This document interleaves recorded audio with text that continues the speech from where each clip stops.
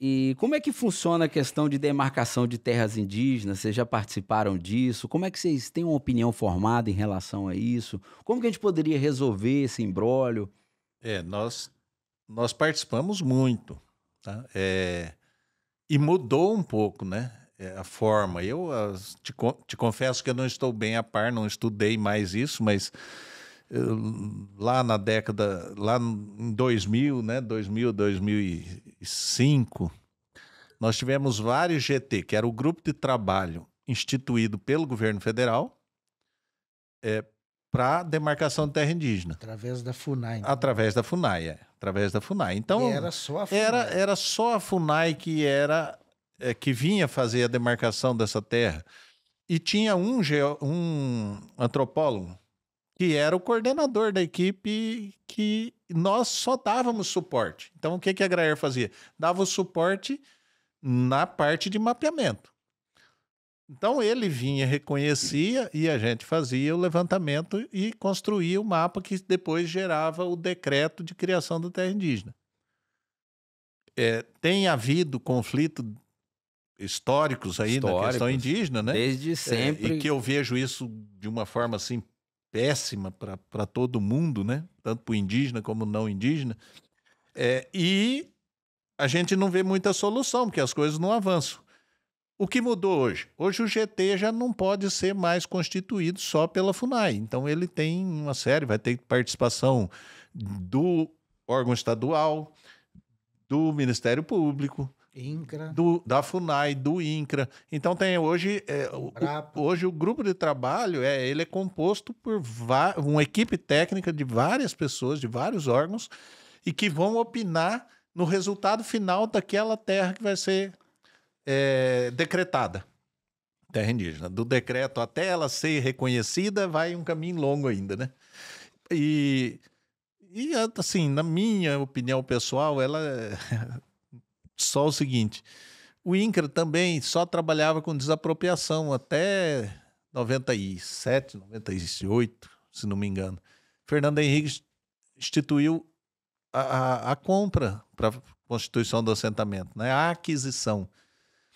E resolveu, né? E a questão indígena tem até o fazendeiro que está ocupando uma terra que foi reconhecida indígena, ele não pode ser indenizado na questão da terra nua. Eu acho que é aí que está o conflito, porque se ele pudesse ser indenizado pelo tempo que ele teve lá, pelo que ele investiu e pelo que ele pagou para o Estado, porque na maioria das vezes essa terra dentro da terra que foi reconhecida como indígena, ele pagou para o Estado. Então, se ele pudesse ser restituído, que só seria, indeniza a benfeitoria. Só a benfeitoria. Dentro de terra indígena, pela Constituição, não se pode indenizar a terra nua, né? Só que ele adquiriu aquela terra, né?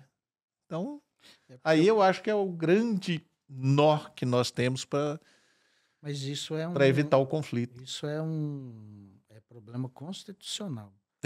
Infelizmente, a gente só resolve isso com vontade política.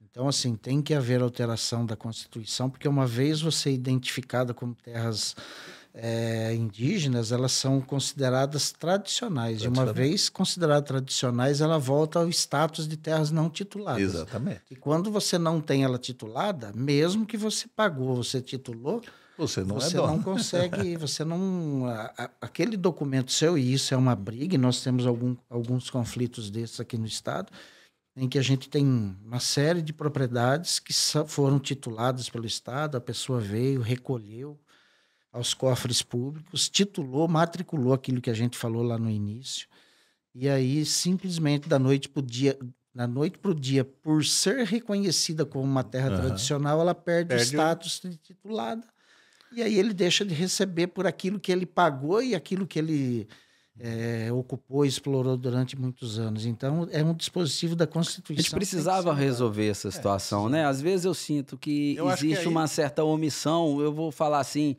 de uma forma geral, pelo menos já se fala disso há tanto tempo e fica num imbróglio que aparentemente, não vou dizer que é simples, mas pode ser resolvido. Muitas pessoas têm opiniões distintas em relação à solução, mas a gente realmente não tem caminhado assim de forma firme para resolver essa situação, né?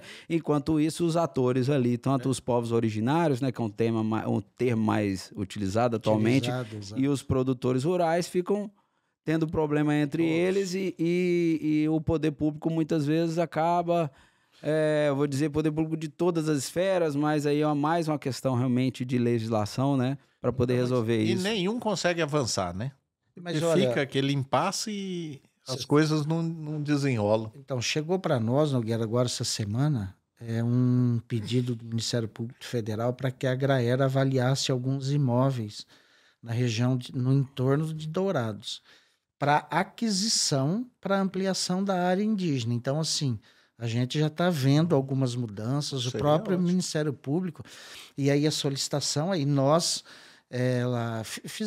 fiz a resposta ontem para hoje lá, e nós vamos responder ao Ministério Público, que não é competência da Agraer por avaliação, e sim da Junta. Muito provavelmente deve sobrar para você lá em Rio Brilhante, que você está do lado de Dourados, porque o André, além de ser da nossa gerência agrimensora, ele é da Junta de Avaliação. Então, assim, eu até vi com bons olhos, porque está dando a impressão de que o MPF está falando assim, olha, não vamos criar mais um conflito, já que tem a intenção de ampliar a aldeia, tem um grupo de proprietários rurais que estão dispostos a vender os seus imóveis porque vão receber por isso, e aí o questionamento dele está com a metodologia que foi usada na avaliação pelos proprietários, que não há uma padronização, por isso que ele quer que o INCRA, ou no caso a Agraéria ou a Junta, faça uma avaliação padronizada, porque a ideia é adquirir esses imóveis e acabar com aquele conflito. Então, assim, uma luz no fim do túnel. Eu achei, verdade. Achei interessante. Vamos ver se vai dar certo.